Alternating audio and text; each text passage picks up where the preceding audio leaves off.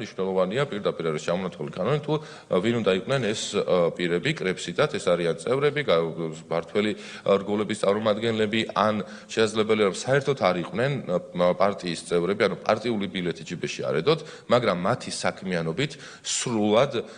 თანხმედრაში იყვნენ პარტიის მიზანთან ან პარტიის პოლიტიკის პრაქტიკაში გატარებას უზრუნველყოფდნენ შესაბამისად ამ პირებსაც აეკრძალებათ პოლიტიკური აქტიურობები და შემსწირ ჩამოთვლილი სხვადასხვა უფლებამოსილებები რომელთაც სხვები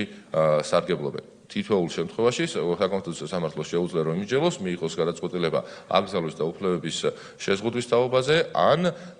არ შეზღუდვის თაობაზე და დამოკიდებული იქნება ისევ ან ნაწილობრივ ეს იქნება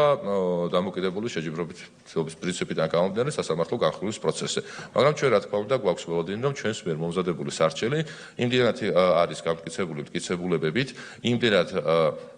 ცალსახა თითოეული პირის თუ თითოეული პარტიის